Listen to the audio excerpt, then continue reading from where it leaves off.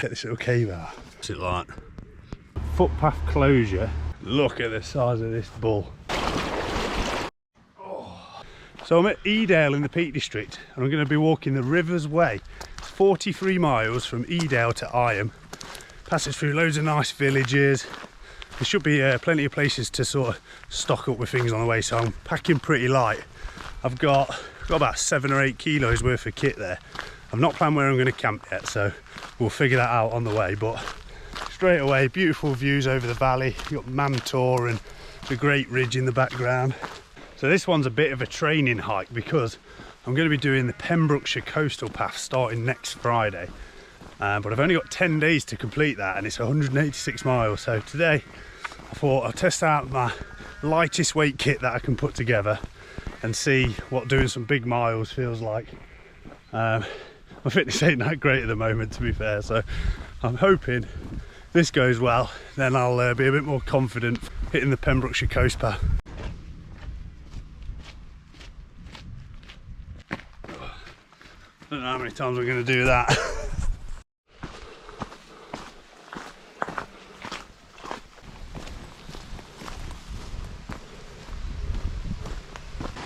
Oh, that's a bit of a pain. I didn't want to get wet feet just yet. What can we do? There we go.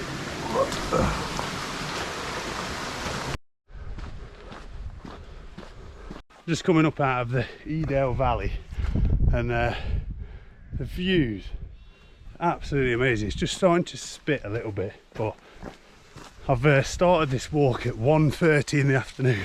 I got a lift to Edale, so I want to try and get like maybe 12-15 mile in before it gets dark really, and try and find somewhere to camp. It's going to be tricky on this walk because it's sort of down by the rivers, it's a lot of farm fields, so if I see campsites I'm going to go for that, but if not I might have to just get in the hedge bottom somewhere. But I'm excited. I love these little solo adventures. A couple of days out, time to think, reflect. Magical. Right, we're getting up to Hope Cross now, so get up there first. So there you got Loose Hill, but I'll pronounce it Loose, but I think it's Lose Hill and Win Hill. And there's a good story about some giants doing battle on them, I think. I'll have to read up on it. So this new backpack I've had is called the Rab Muon 50 litre, which is 5 litres less than I had before. But I had a Gregory packs before, which was great, but this is a kilo lighter than that. It's got a sort of running harness vest, and no jokes, it's probably somewhere hovers between 8 and 10 kilos in here with food and water, and it almost feels like you could just jog along. Like, I am actually impressed. I was a bit worried about the side pockets. I don't know if I can show them here, because they were so baggy. I thought everything's just going to fall out of them, but 2 smart water bottles next to each other, which is about 1.6 litres of water, just sits there perfectly, and I can grab them dead easy. So yeah, so far I'm impressed. I mean, I've literally just got this bag and I'm what, 4 miles in, so let me talk more about it at the end. It's coming along the top towards Win Hill. We've got Hope down in the valley there, so we don't quite go up to Win Hill, we actually drop down to Hope before that and then join the river. I've been walking for 1 hour and I've done 3 miles, which is 3 miles an hour. It's pretty good, saying I was down in the valley there and I've come uphill for most of that, but I am fresh. So I ain't giving it the big one yet. We'll be crying in a few hours, don't worry. I've not been doing much on YouTube because I post a lot on the other platforms, and it's all sort of fast 60-second videos, and with YouTube I kind of want to talk a little bit more. I want to be a bit more personal. I feel like my content, I like making the short form content, but it's sort of like fast. So do me a favor and let me know what sort of stuff you'd like to see. Now I've got more time to kind of talk about things, and is it kit, is it areas, is it places to camp, is it more about me? Yeah, let me know what you'd like to hear. And I'm a pretty open person really. I'll share anything to a degree. I've already cocked up a little bit. I went to the shop in the Peak District to pick up some waterproof socks, and I think I left them on the counter. But this route goes about a mile from that shop, so it's like 3 o'clock now. If I can get nearby it, I might run up to the shop off the trail for a mile, pick up the socks, because my feet are definitely going to be getting wet in this sort of wet grass and along the rivers and that. So first mistake already, but hopefully we can undo this one. I'm also taking, so I've just bought some Topo or Topo shoes. These are the Ultra Venture 3s. Let me show you.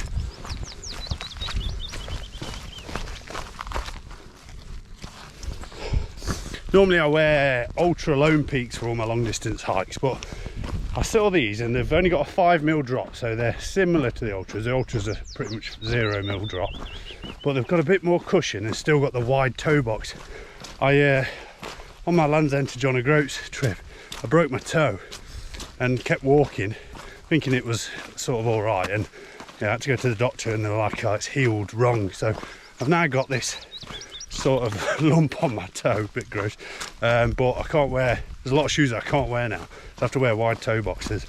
So these and the Ultras seem to be my only options, but so far you can tell they've got more cushion because I'm not really feeling the rock, so I'll give you a bit of a review on how these go over the next couple of days as well. Just coming down into Hope. The handy thing about this route is it passes through loads of little villages, so I'm only sort of carrying about 1.5 litres of water, and I'll just keep topping up at each village.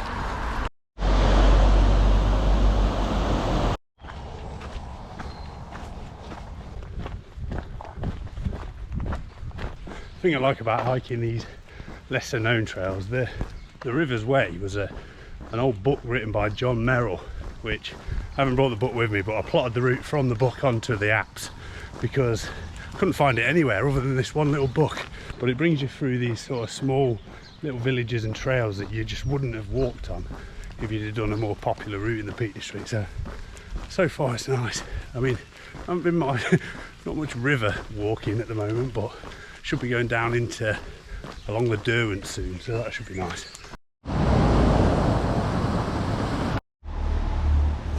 So we've got a footpath closure. I think it's a stepping stone.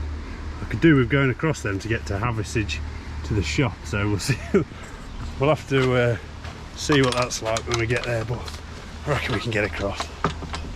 I really want to stop for some food because I'm starving, but it's 4:10 now and the shop outside shuts at 5:30 I think, and I've still got a good few miles, breathe in, still got a good few miles to go to get there, so I'm just going to keep moving till I get there because otherwise I'm going to have wet feet for the rest of my trip. Come on, we can do it. That would be an absolutely stunning place to camp. River there, fields around. It's just a little bit obvious. It's obviously a farmer's field. We might be out early tending to the sheep, but if I'd arrived here quite late and it was getting dark, I'd have happily just slept there for a few hours and then cracked on again. I wonder where we are going to camp tonight.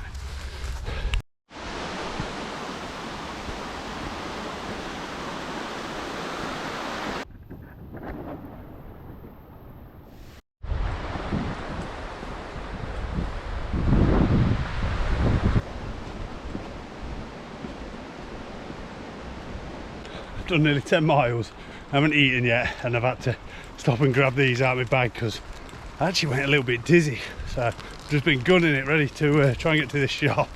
Just coming up to the stepping stones, and I can see why they're closed off. Some big gaps, little granola, big gaps there. That water's normally a lot lower than that, so I don't know if that's really worth crossing. You can get out further down. Yeah, it's probably not worth crossing right now because if I fall and get everything wet through right at the start of my hike, that's a shame. This bit's a bit of a swamp fest.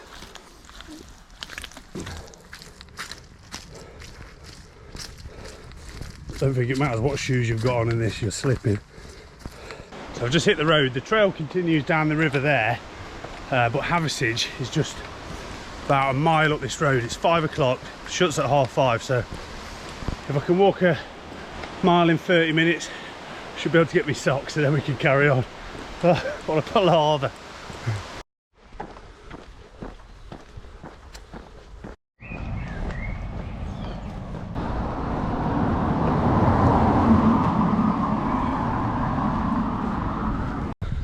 Right, got socks, got water, just popped into a little John pub in Haversidge and they topped it up for me. Right, I'm back on the trail. My plan is to, I've done about 12 miles so far and it's just gone 5:30, so I reckon if I'm just going to keep walking, basically whichever comes first, a campsite or darkness. If it starts getting dark, I have to find somewhere to wild camp, but it'd be nice if we come across a campsite. Probably should have researched it a little bit. Oh, jeepers. I'm going through here then. Nope, I have to climb.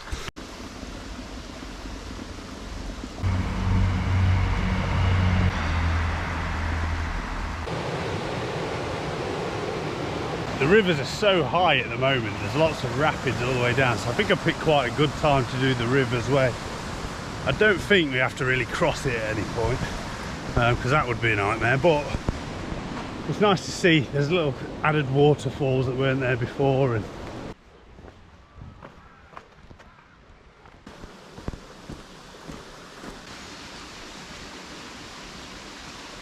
so I've just hit the 15-mile mark. It's coming up to about 7 PM now, and I just spoke to a local and they said there might be an old farm that lets you camp there just off the trail in a few more miles, so that would be handy.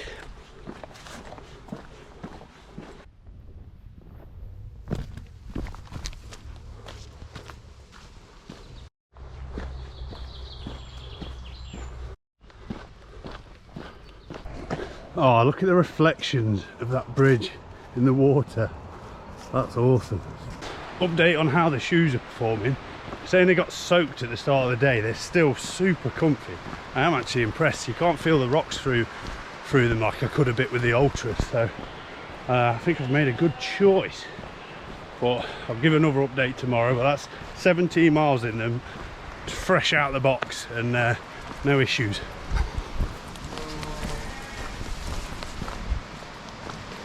No sign of this campsite yet. I don't know if this bloke was having me on. Can't see it on the map at all.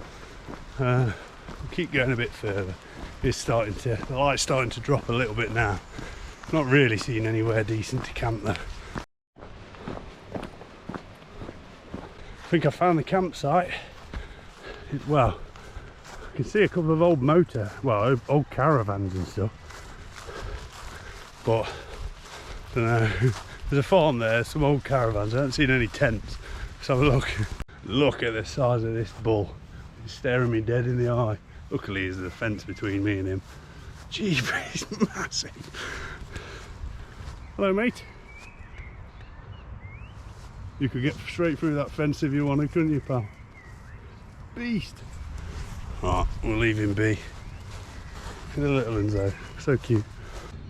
So this is the camping field. I'm going to pitch just over here out of the way, nice and quiet. I want to be up early anyway, so it's getting on now, 8 o'clock. I can have my food, set up my tent in the light, and then get up early and crack on. I'll show you the facilities.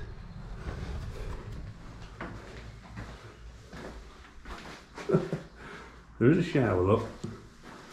Would you use it? But no 20p's, so I'm not that dirty. I've only been walking for the afternoon. I'm going to set my tent up.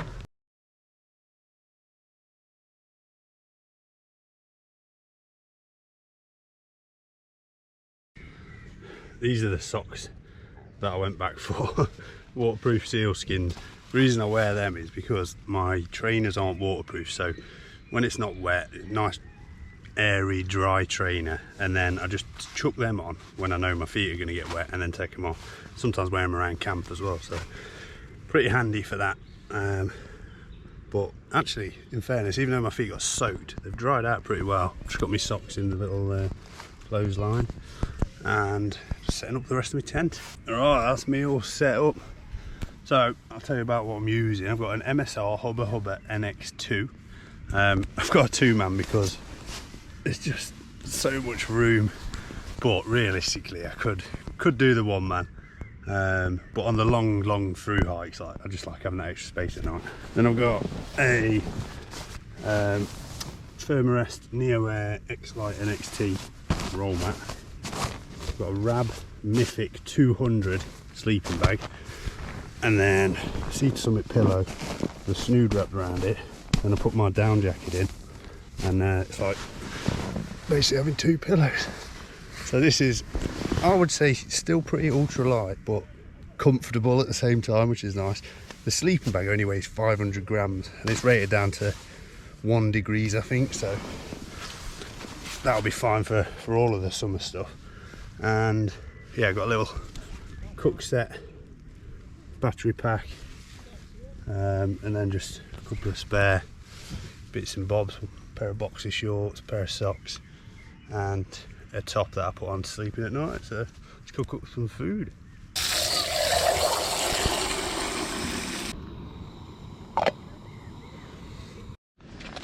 So for dinner I'm going to have a tomato cup of soup, a couple of rolls to dip in it, and then for the main, mac and cheese. I've got some meats from the Greek farmer, which are, they don't need to be refrigerated, so they last.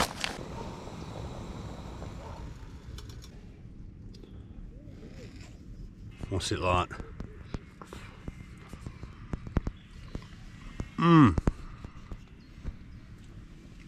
Oh, that's good actually. Crusty bread, tomato soup. That's lovely.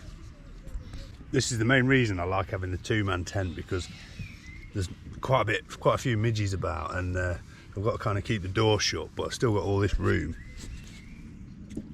to have my dinner, spread my legs, let some air in. Yeah, it's worth it. I think this tent, it's about 400 grams more for the two-man, so to me that's worth it. I've gone ultra light with other stuff, but this, yeah, if you're thinking about getting a tent or whatever, just maybe look at two-manners. These little Ziploc bags as well, really good rubbish bags. You can just empty that out in a bin when you see one, but get a nice big one that can sit on the side of your pack, and it just keeps all of your rubbish together. Right, that's me all ready for bed. Oh, got my PJs on. I'll see you in the morning. 6:30 in the morning, and just packed up, leaving the little campsite, and now the route's heading towards, I think it's towards Chatsworth House actually, so following along the River Derwent until we get to Chatsworth, and then I think we turn off, we go up towards Bakewell. So, a bit foggy this morning, but I had quite a good night's sleep actually. Probably had about 6 solid hours. I like to get up early and just get moving. Got all day to walk then. It's light at the moment till about 9 PM, so get a few miles in today. Morning. Can I get past? Thank you. How are we doing? All good? Happy days. Come on up. Come on.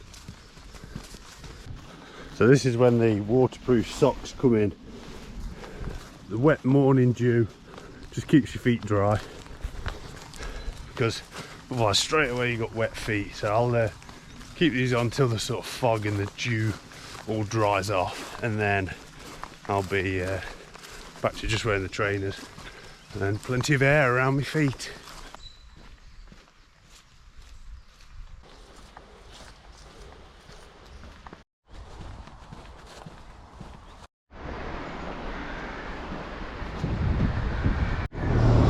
Down into Baslow.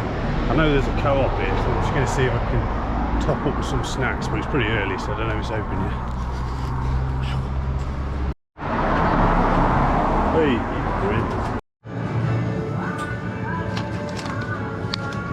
pretty hard to get enough protein when you're out walking, I think, so any chance I get protein yogurts, bit of meat here and there, just keeps me going.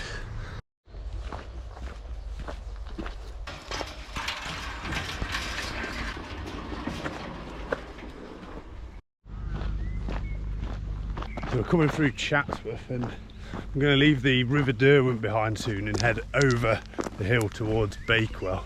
I think they've had a bit of an event going on at Chatsworth. You can just see a load of things set up. There's a lot of fog this morning, but you can sort of see the sun poking through, so I bet if you're up on the hills there'd be some good cloud inversions. I've got about 28 miles left of this trail, and I'm debating whether to toy with the idea of just trying to nail it in one day and finish it tonight, but just to sort of get that last bit of training in. But I might see where we're at sort of mid-afternoon, see how many miles are left. If not, I'll camp probably 5 or 6 miles from the end.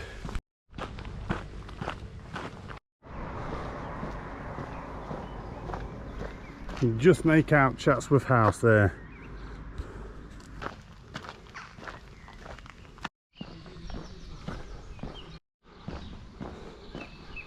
This is a lovely little village called Edensor, which is right next to Chatsworth, and I always think people that live in these houses, I bet they've been in their bloodlines for years. You wouldn't get rid of something like that, would you? Oh, little fairy tale houses. Right, we've got a bit of a hill to go up, and then we're dropping down into Bakewell then. Just getting high enough now just to be slightly above the clouds. You can almost see where it ends. That's pretty cool.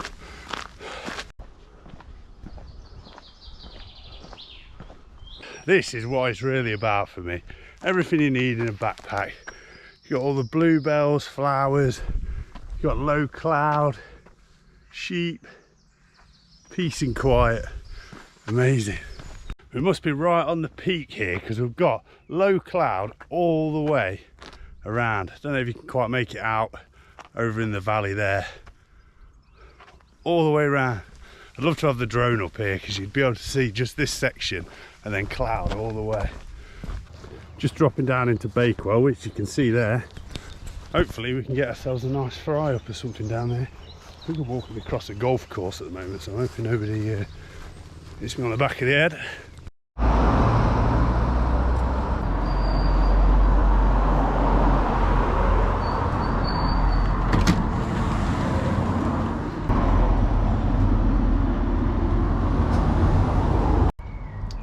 Happy days.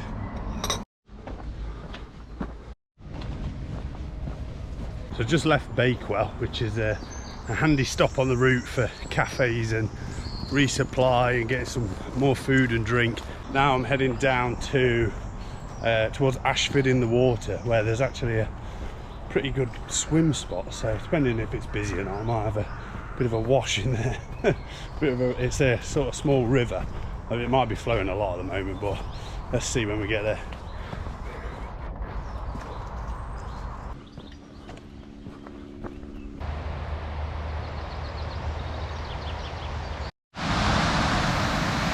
So this is Ashford in the Water, and that's the River Wye.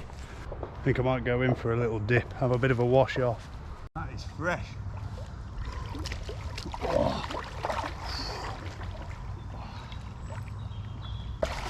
Oh, there we go.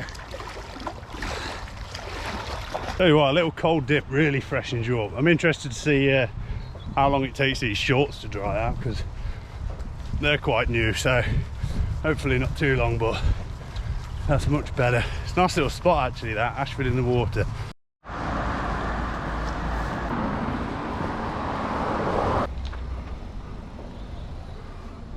Quick stop to use the facilities. No lock. No toilet seat. No lock on the door, no toilet seat. But there was a bit of toilet roll, so it still beats going in the woods.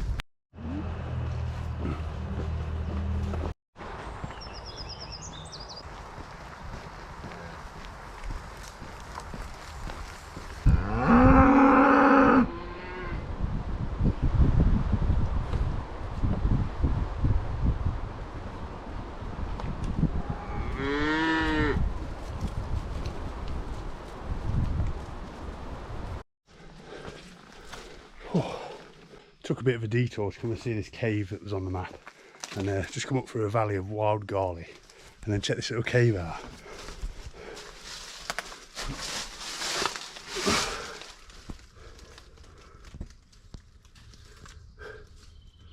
Make a good little shelter there. Should we camp in there? So I've just come up out of Deepdale. It's 12 o'clock. I've done about 13 miles so far today. Just got across this road. And I reckon I've got about 15 miles of the trail left. I've been keeping an eye on the forecast, and tomorrow morning there's supposed to be a bit of a storm. I don't really want to camp and then have to deal with that in the morning. So 12 o'clock, I might be able to do the whole thing by the end of tonight, see if I can somehow get home after. We'll see how it goes. Lovely day for it though. It's makes for quick walking. This section of the route is into more sort of farmland. A lot of cows when they're young, so they have to be a bit wary of them, but I should pass another couple of villages including Hartington, so that'll be nice. Get a little snack there.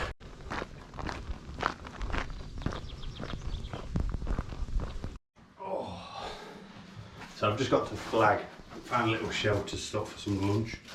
Got a squashed ham and cheese sandwich that I got from the co-op, a couple of baby bells, and I'm just looking at the route, considering changing the last section. So I've changed the route up a little bit. The first half was really nice, the second half's just been a lot of farm fields, and that just gets a bit boring. So I've come onto the Tissington Trail, and I'm going to drop down into Hartington that way, and then instead of going over to Wetton, I'm going to go down Wolfscote and Dovedale and finish it that way. I think that'll be, I think that'll spice it up a little bit. So yeah, we're getting there. I think I'm going to end up finishing it today. Probably got about 12 more miles, and it's only 1 o'clock.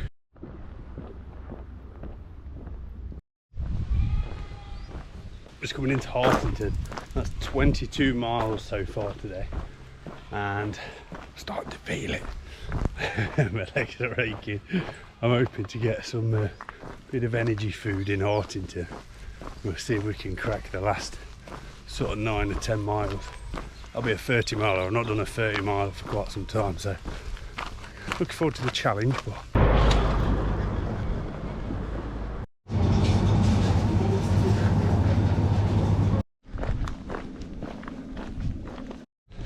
I was just coming out of Hartington, and I got a bit of Wi-Fi there. I managed to sort of lift if I managed to make it to the end. So I've got 7 more miles, and that's the end of the trail, and I'm getting a lift home. It's about 4 o'clock now, so a few more hours, and yeah, it's hurting, but I reckon I've got it in me. I'm just going to go pretty steady.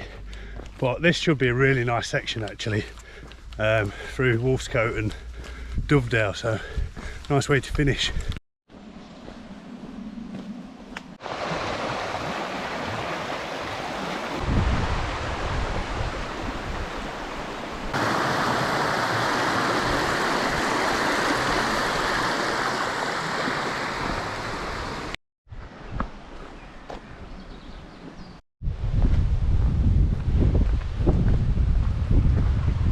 Oh, there's a cave.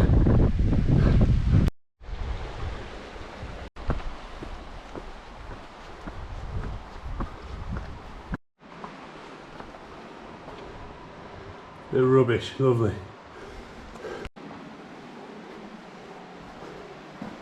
I probably shouldn't sit down, but quite a nice little spot. Look at the view. You have to come up here and cook dinner sometime. That'd be so nice. Right, come on, let's move, Samuel. Let's move. Whoa. Right, what we got? About 6 miles. What do you think to the sun at? Cool or not cool? I mean, well, it keeps you cool, but to be fair, the back of my neck's like a solar panel, so it just takes heat in all the time. So I thought I'm going to get one of these just for them days where it's relentless sun all day.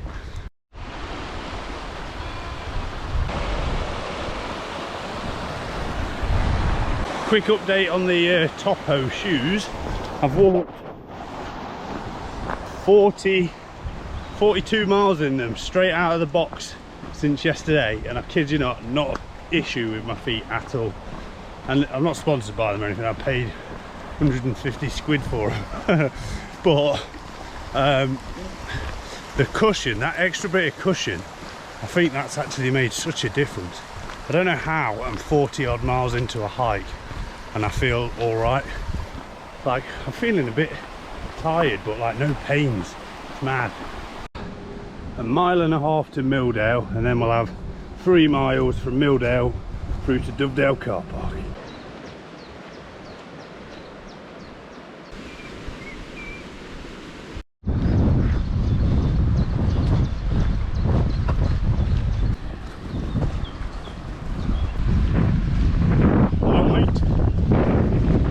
I'll be honest with you, I'm not a massive fan of cows.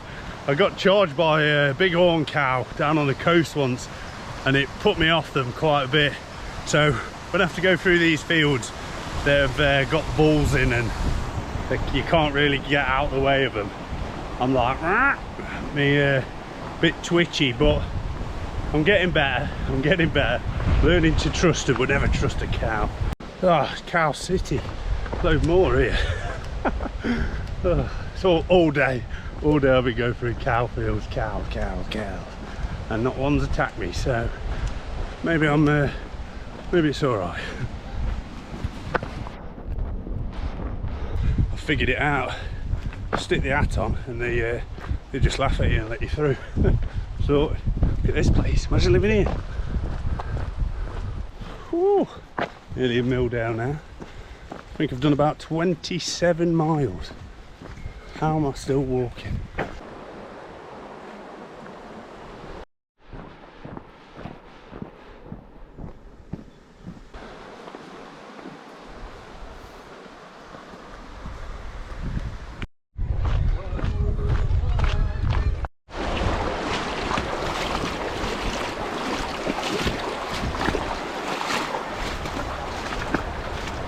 Just coming into Dovedale car park now, which means I've finished. I've done 30 miles, just hit 30 miles. Strava saying a total of 47 miles since 1 o'clock yesterday. So what a grueler, but it's been good fun. And the question is, I guess, where next? See you soon.